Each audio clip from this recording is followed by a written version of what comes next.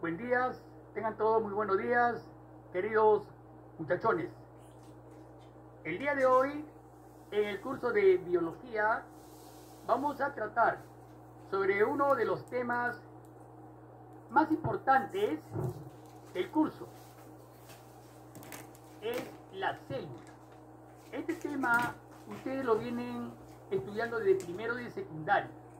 Este es el último año en que lo vamos a revisar, a estudiar, así que van a prestar bastante atención. Empezamos entonces. La célula. Estamos observando una célula vegetal y una célula animal. Muy bien. La diferenciación es entre ambas, ustedes ya la conocen, y son bien claras. Están observando, a ver, en la célula vegetal presenta una gran vacuola, ¿no? Las vacuolas que almacenan sustancias, agua, proteínas, etc. Mientras que en las células animales, las vacuolas son muchísimo más pequeñas.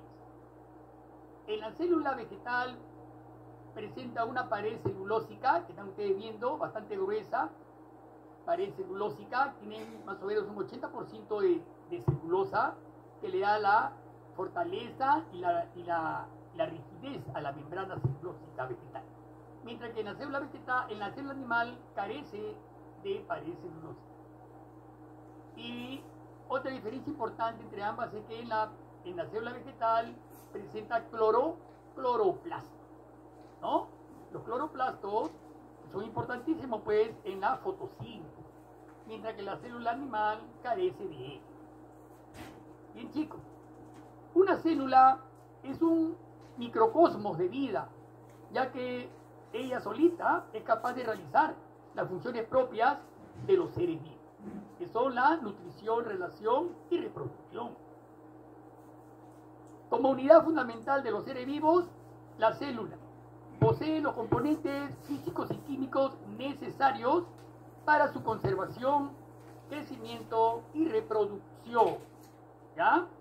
Actualmente, gracias al desarrollo de la biología celular, que ha perfeccionado el estudio de los componentes celulares, sobre todo después del descubrimiento del microscopio electrónico, ha habido una notable revolución en la comprensión de los problemas biológicos y médicos, como por ejemplo, se ha entendido mejor la fotosíntesis, la respiración celular a nivel mitocondrial, la contracción muscular, actina, miocina, son proteínas que participan bastante en la contracción, el cáncer, el SIDA y muchas otras enfermedades, ¿no?, que se están descubriendo actualmente con el descubrimiento del microscopio electrónico, ¿no? Se abrió un nuevo campo en la biología, a la microbiología. Muy bien, entonces esto ha posibilitado pues el desarrollo de la biotecnología. No olvidemos esta palabrita, biotecnología, ¿no?, que está proporcionando progresos en la agricultura, ¿no?, en la creación de medicamentos y el mejoramiento de animales útiles al hombre. Muy importante la aplicación tecnológica en el campo biológico en la actualidad. Bien, la célula, concepto. Es la unidad morfológica, fisiológica y genética de los seres vivos. Morfo viene del griego morfe, significa forma, estructura. O sea, es la unidad morfológica porque se encuentra formando la estructura de todo ser viviente. Fisiología, movimiento. Fisiológica porque desempeña funciones vitales en los seres vivos. Y genética porque a través de los genes va a transmitir los caracteres de la herencia de nosotros. Mucho cuidado, ¿ya? Es un concepto genérico de célula, unidad morfológica, fisiológica y genética de todo ser vivo. Muy bien. La biotecnología. La biotecnología es la tecnología aplicada a los procesos biológicos, ¿no? Aplicada a los procesos biológicos. Deriva de tres voces. Bio, que significa vida. Tecne, destreza. Logía, estudio tratado. O sea, que se refiere a toda aplicación tecnológica que utilice sistemas biológicos y organismos vivos o sus derivados para la creación o modificación de productos o procesos para usos específicos. ¿Ok? Muy bien, mucho cuidado. La biotecnología es muy importante. Gracias a ella se han conseguido importantes resultados en la lucha contra la plaga de insectos, por ejemplo, ¿no? En la reducción del empleo de herbicidas e insecticidas. En la industria alimentaria también es muy importante su aplicación. Y muchos otros campos que está abarcando esta ciencia tecnológica. Muy bien. Proseguimos entonces con, veamos ahora, en cuanto a la biotecnología en la industria alimentaria. En la parte derecha, vean, en la industria alimentaria se está aplicando bastante, ¿no? Se define la biotecnología de alimentos como el consumo de técnicas o procesos que emplean organismos vivos o sustancias que provengan de ellos para producir o modificar un alimento. Mejorar las plantas o animales de los que provienen los alimentos. Siempre va a haber una mejora con la aplicación de la biotecnología, ¿no? Más que todo en la industria alimentaria actualmente. La biotecnología en la medicina, como están viendo ustedes ahí también, en la medicina también es muy importante, ¿no? Porque permite, por ejemplo, escanear tu cuerpo. En casos en los que no se sabe qué tipo de enfermedad padece el paciente a tratar, la biotecnología ha desarrollado una medicina capaz de escanear el cuerpo del enfermo. ¿Cuáles serían las aplicaciones que puede tener la biotecnología en la medicina? Algunas de las aplicaciones a lo largo de la historia ha sido el desarrollo de antibióticos, ¿no? Los antibióticos, muy importante en la medicina. También se aplica en la producción de vacunas o de fármacos, como la insulina, por ejemplo, ¿no? También nos ha ayudado bastante en la identificación de diversas enfermedades genéticas, que es muy importante. Bien, entonces pues el progreso científico en biotecnología celular y molecular ha conducido al desarrollo de terapias avanzadas. Ofrece nuevas oportunidades para el tratamiento de enfermedades como el caso de la artritis reumatoidea. Están viendo a la izquierda, vean la deformación de la artrosis. Una artritis reumatoidea que mucha gente lo padece. La diabetes, que se caracteriza por el exceso de azúcar en la sangre. Y muchas otras enfermedades que están siendo solucionadas por la biotecnología. Muy bien. ¿Ya? Seguimos entonces. Reseña histórica. A ver, algunos avances de algunos estudiosos, de algunos biólogos que han participado en la biología. Tenemos a Hansen. Hansen, dice, inventa el microscopio compuesto. Zacarías Hansen fue un fabricante de lentes, ¿no? Más o menos fue un holandés y se le considera el inventor del microscopio. Al igual también, así como él inventó el microscopio, también hizo lo mismo porque también inventó el telescopio. Tenemos a Robert Hooke, que usted ya debe saber quién fue Robert Hooke. Acuñó el término célula. Roberto Hooke descubrió la célula. En realidad, lo que él observó fueron células en un corcho. Hizo un corte de corcho y observó a manera de celdas a la que él llamó células. No, él observó células muertas de una lámina de corcho. Pero fue el primero. El primero en observar células vivas, por ejemplo, fue el holandés Anthony van Leeuwenhoek, ¿no? Este señor Anthony van Leeuwenhoek fue el primero en observar glóbulos rojos, algunos microorganismos, porque utilizó lentes más potentes. Muy bien.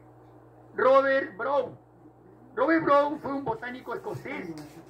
Descubrió el núcleo de la célula en 1831. Brown pensaba que todas las células tenían núcleo. Él pensó eso, ¿no? Actualmente ustedes saben que hay células con núcleo, que son las eucariotas, y células que no tienen núcleo, que son las procariotas. Richard Herwin. Este científico llevó a cabo estudios embriológicos.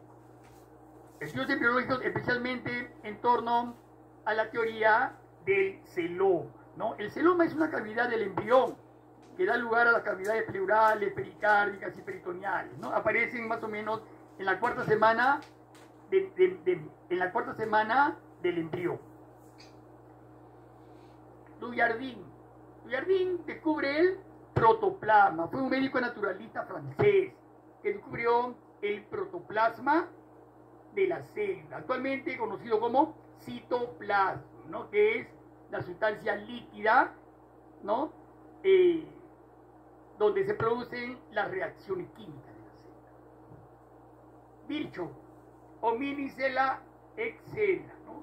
Una célula deriva de otra célula, ¿no? El gran científico biólogo descubrió, ¿no?, que todo ser vivo se origina de otro ser vivo. Ruska, un ruso que inventó el microscopio electrónico, ¿no? Con el descubrimiento de este microscopio electrónico se pudieron ver, pues, alumnos, seres vivientes ultra microscópicos, como el caso de los virus.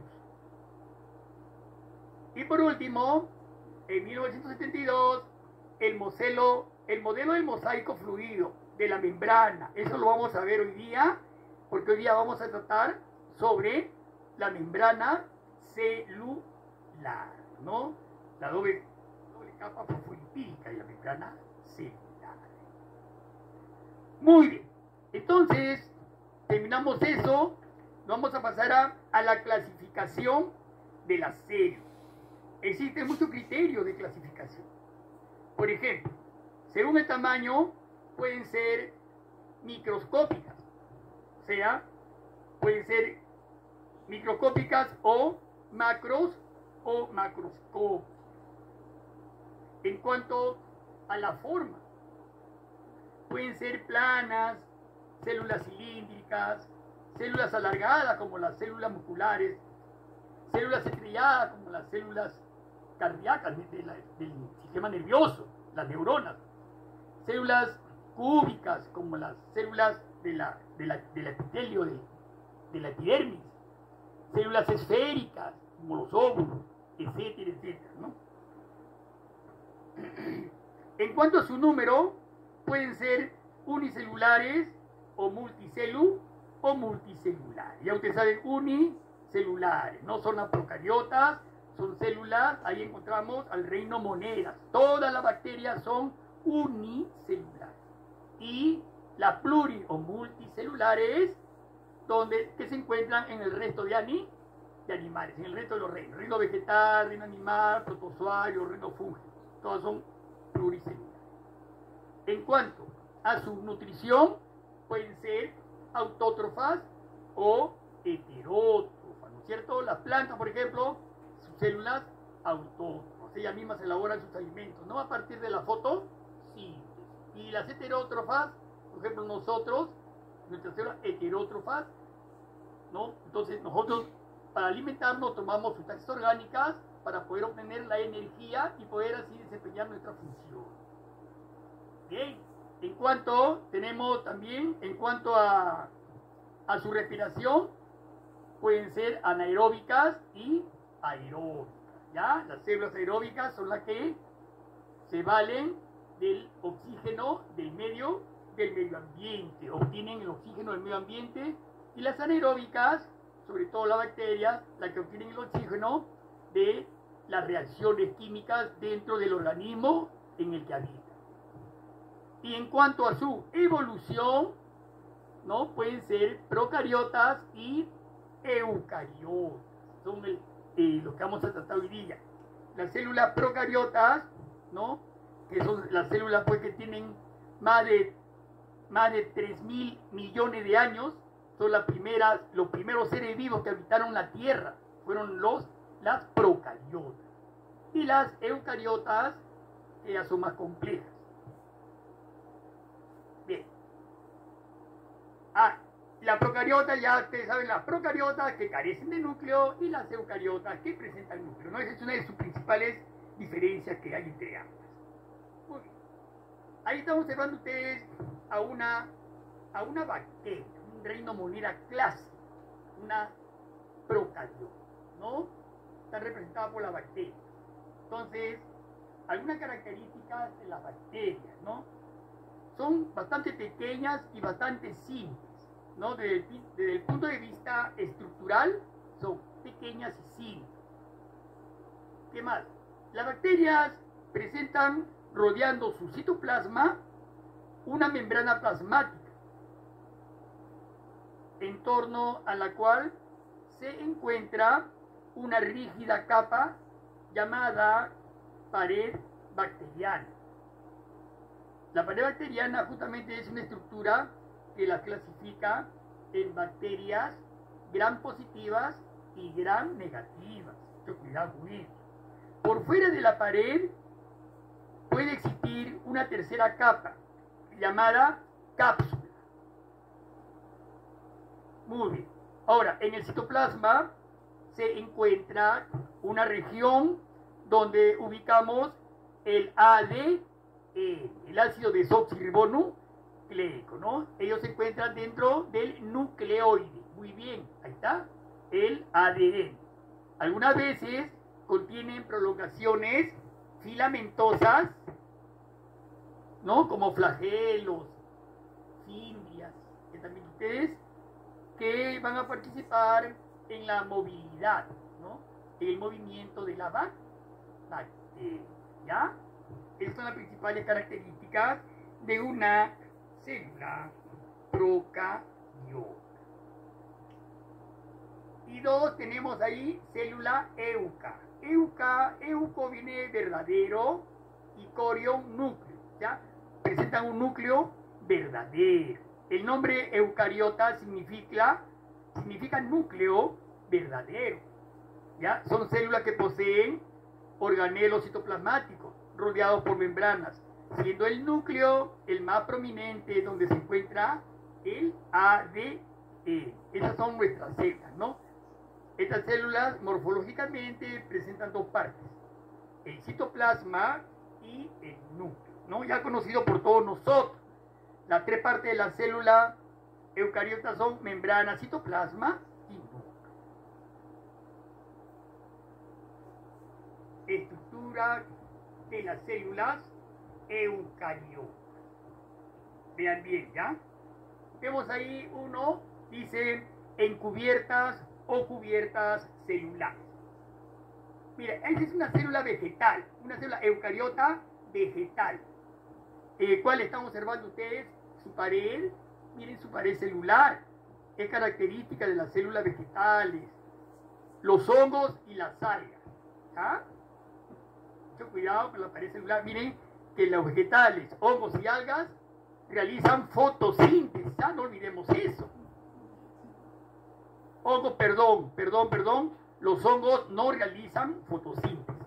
Los vegetales y las algas sí realizan fotosíntesis. Es más, los vegetales y las algas son autótrofos y los hongos son heterótrofos. Se alimentan de sustancias orgánicas. No olviden eso, ¿ya?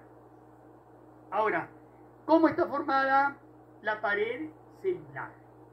Ahí están ustedes observando que tiene una pared primaria y una pared secundaria. ¿Bien? Bien, la pared primaria que es de color marroncito, que está allí, se forma durante la división celular. Es la que se forma primero, ¿ya? Durante la división celular se forma la pared primaria y está formada por pectina y hemicelulosa.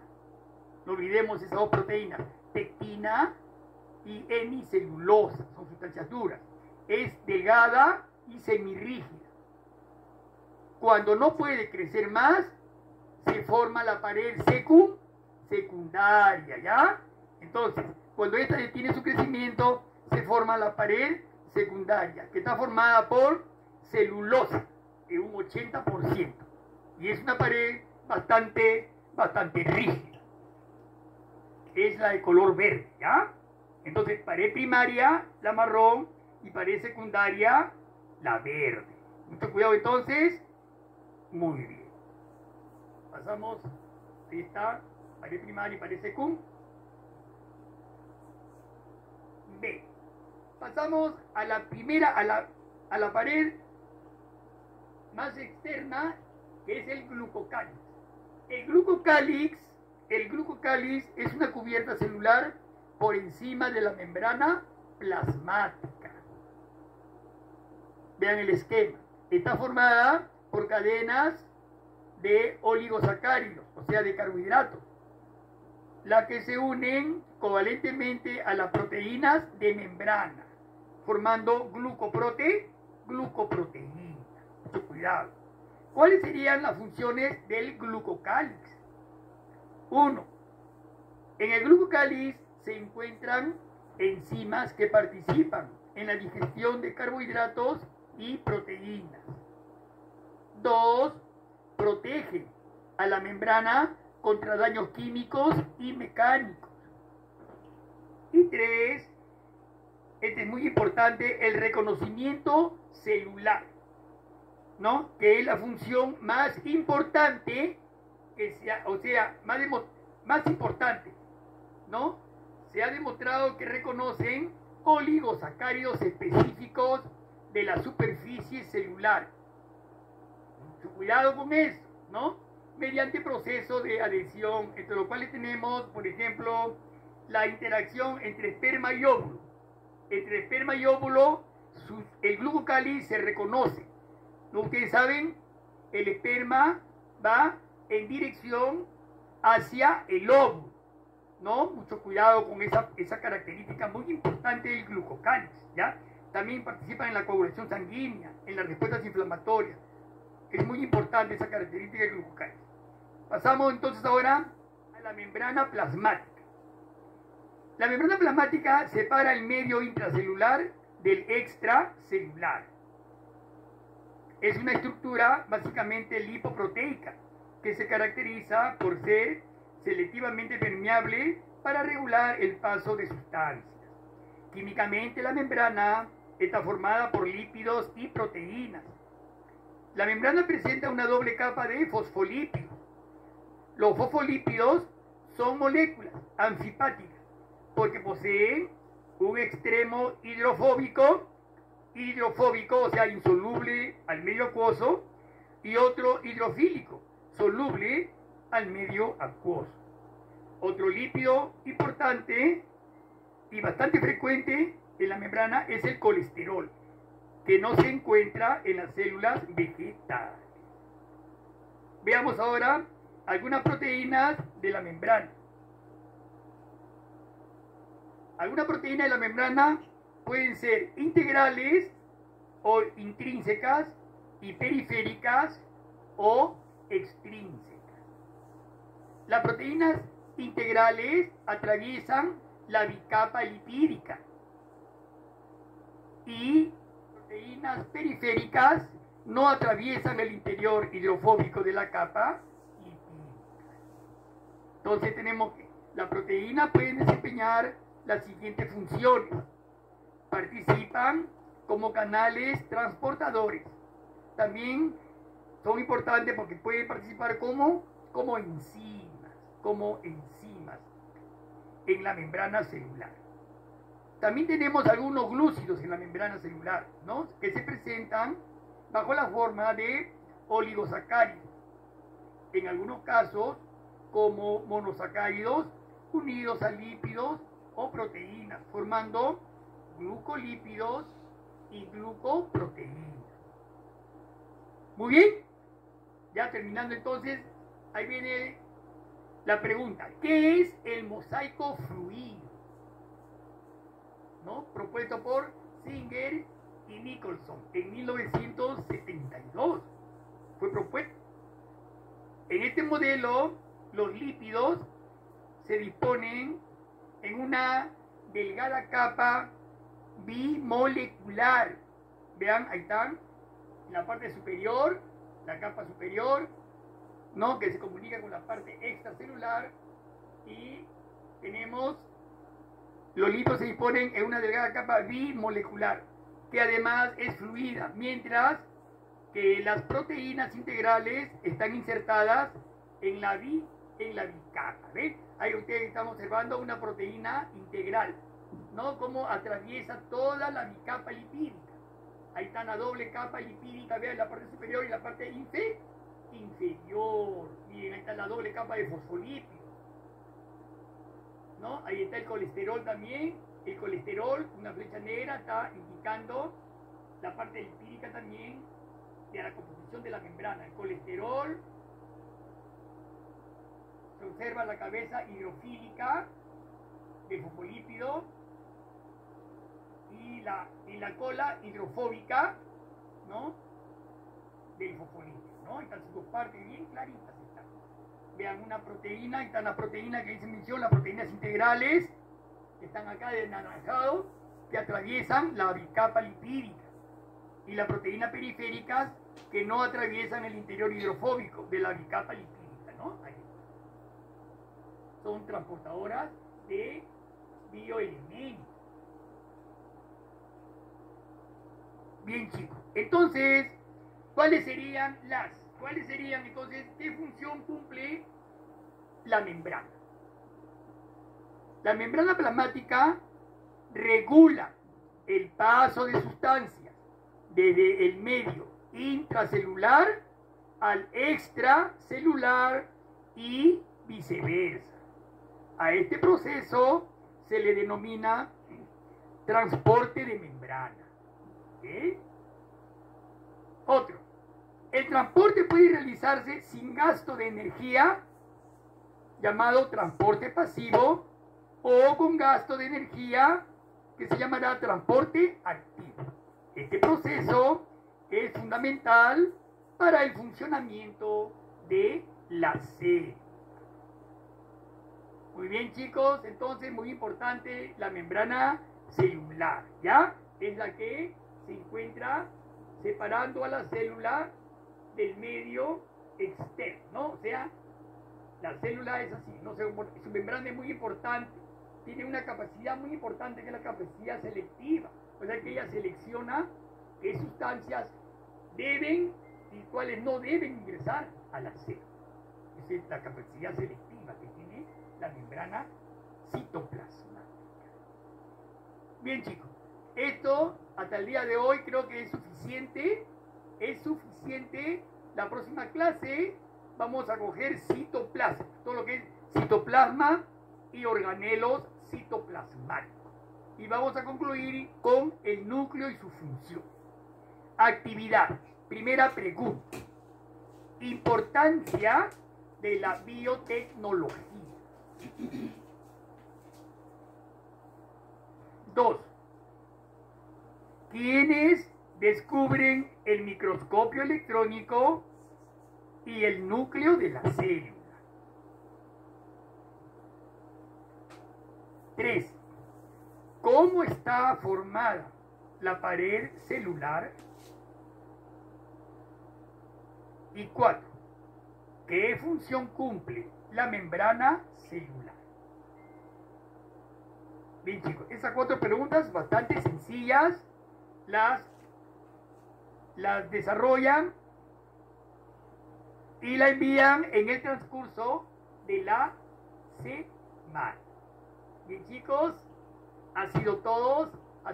Muchísimas gracias y que tengan muy buen día. Hasta la próxima clase.